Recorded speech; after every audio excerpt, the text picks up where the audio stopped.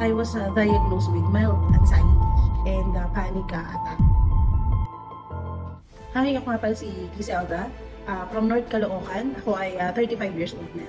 I was diagnosed with mild anxiety and panic attack. Mabilis kasi ako kabahan, mag-palpitate, tapos minsan para akong hyperventilate. So yun yung mga nararamdaman ko.